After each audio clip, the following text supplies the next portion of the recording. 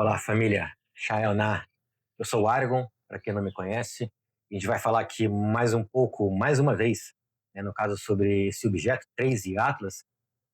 E eu vou fazer aqui com vocês um resumo mais completo possível para que vocês entendam a visão da ciência terrestre e a nossa visão espiritual e cósmica. Tá bom, família? Então, vem com a gente.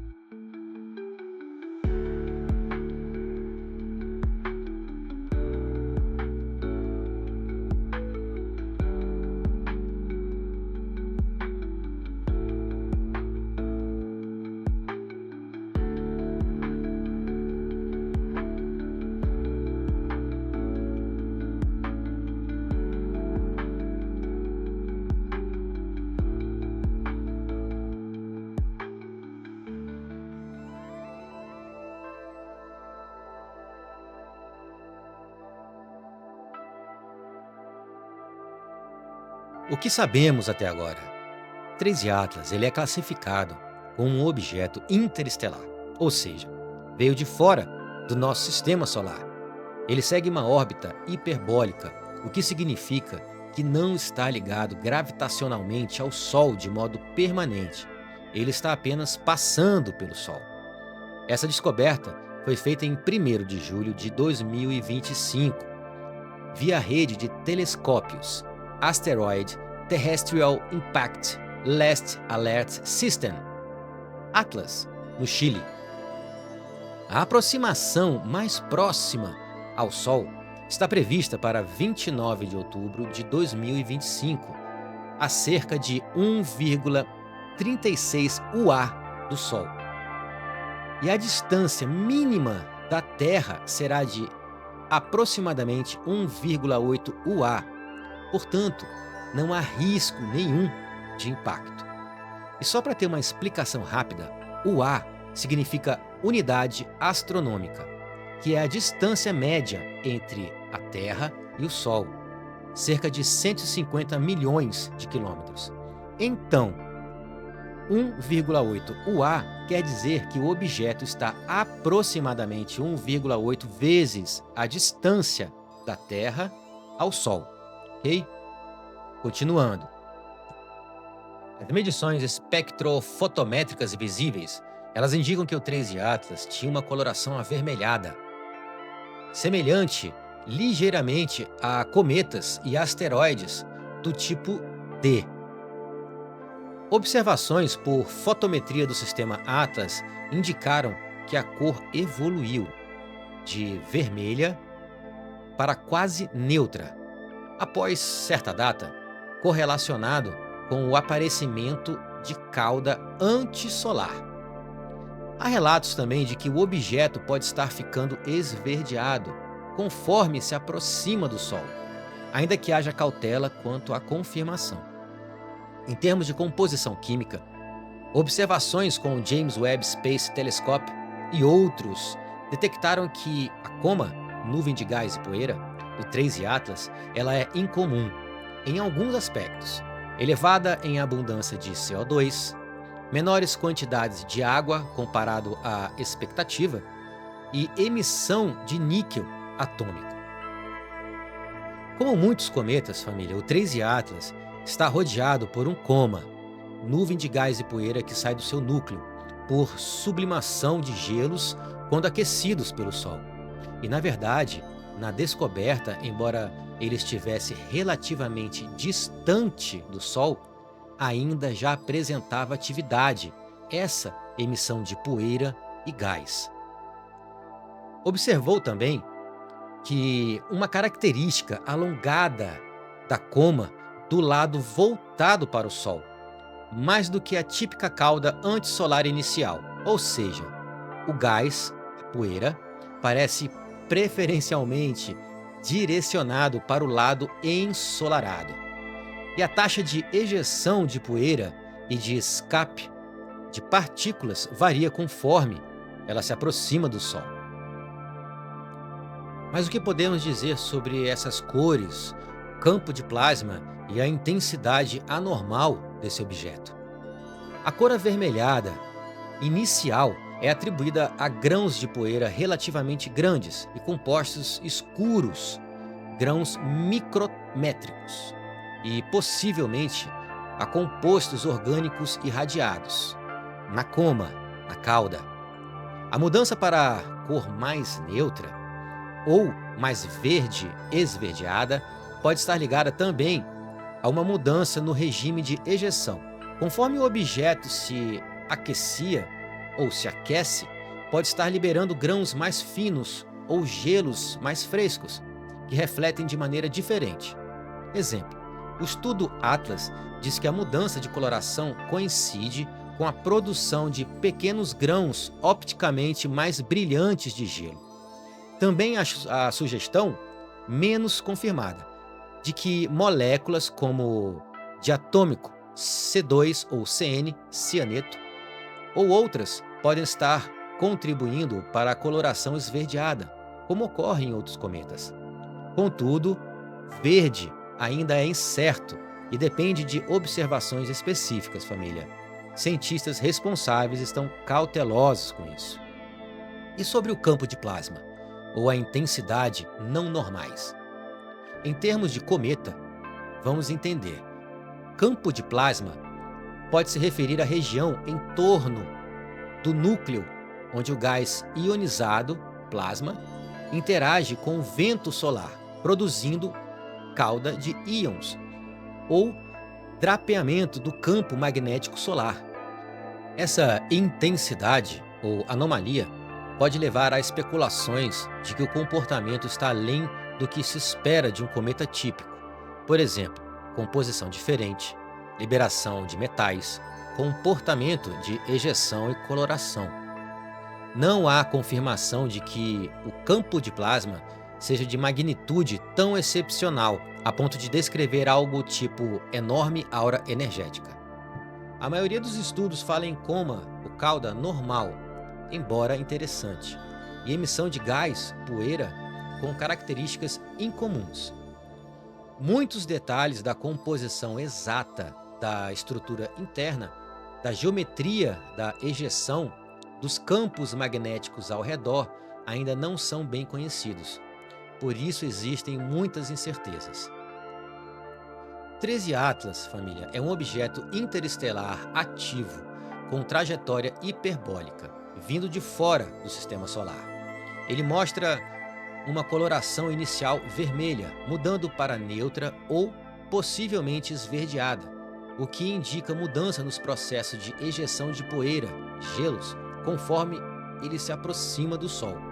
Possui uma coma e provável interação com o vento solar, plasma iônico, como todos os cometas ativos fazem, mas com algumas características atípicas. Exemplo: taxa de emissão de certos gases, metais, ejeção dirigida ao Sol e a composição incomum, que o torna especialmente interessante.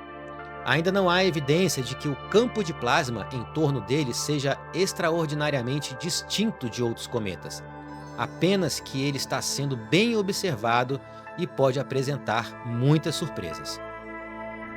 Isso, família, é o que a ciência terrestre diz sobre esse corpo celeste. E respeitamos profundamente todas as opiniões e interpretações do conhecimento humano. Mas há também a nossa verdade.